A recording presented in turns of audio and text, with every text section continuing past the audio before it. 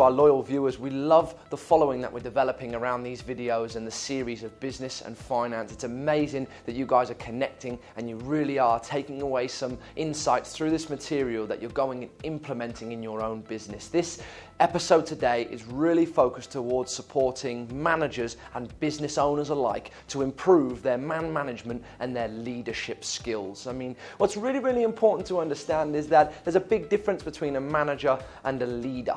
And as a business owner, it is your job to be the individual that continues implementing the vision, keeps your staff motivated, and makes sure that everybody has a common goal that they are aiming towards to be able to drive the business forward. Now, most importantly, remember that a culture is caught. It can't be taught. You can't tell people what to do and expect them to want to do it. What you have to do instead is actually captivate and motivate them to join the movement and the direction in which your business is moving. That in itself is something that will create an employee that ultimately will be committed towards the greater good of the company. Now, generally, energy will work from the top to the bottom.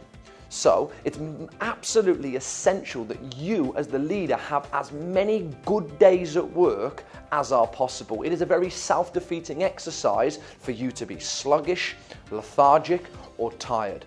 If that occurs, you will often find that your business will operate at a similar speed. If you want your staff to be healthy, if you want your staff to be hungry, then it's most important that they see that in you.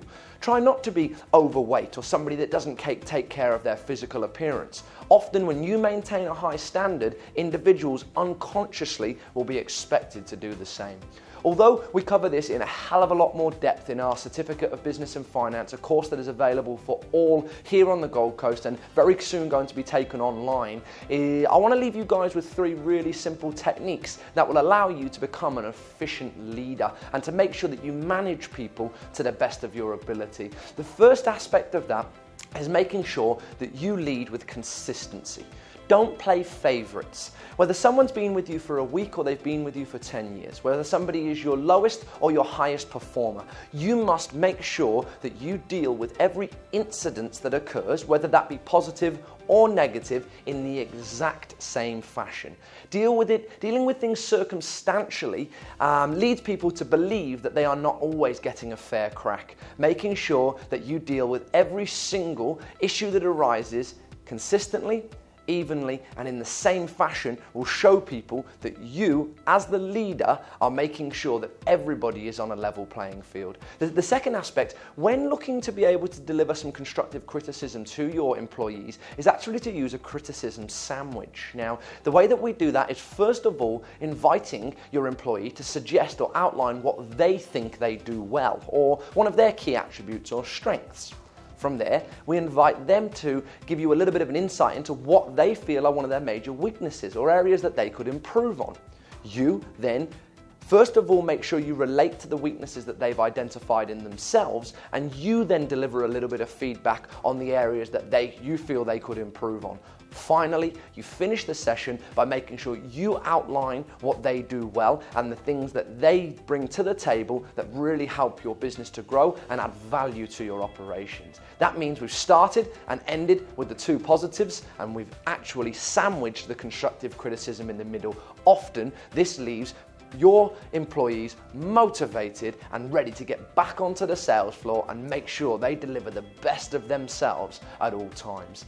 The last element or technique that will allow you to be able to really begin to develop as a leader is by, instead of always looking to catch people doing something wrong, instead actively attempt to catch people doing things right. When you do that, make sure that you praise them publicly in front of all of their peers. This is an extremely invigorating exercise for your employees, and it's going to be, for the team in itself, a big driving factor that's going to be able to take your company forward. Finishing this off, what I want you guys to do is take away these 2 pieces of advice. Make sure at all times that you praise in public. Let everybody know how well somebody has done. But most importantly, make sure that you criticize in private. If there are areas that people need to work or improve on, make sure that it's done behind a closed door and that you don't degrade or belittle them in front of their team members. Finishing this off with a quote, I want you to walk away knowing that when people speak to managers, they think that the manager is important. More importantly, when they speak to a leader, they feel like they are important. Managers light fires underneath people and threaten them to take action, otherwise there will be consequences. Leaders build fires in people and set a carrot that they will be able to achieve if they can deliver the best of themselves at all times. If you guys would like to learn more ways to be able to build, grow and sustain a team, then make sure you continue to communicate with us. Whether you comment on this video, you give us a call or you send us an email, we will be more than happy to help. I thank you, as I always do, for giving me a few minutes of your time, and I genuinely put my hand on my heart and I am grateful for the opportunity to continue assisting you guys in your professional development. I hope that you have yourself an amazing day. Take care.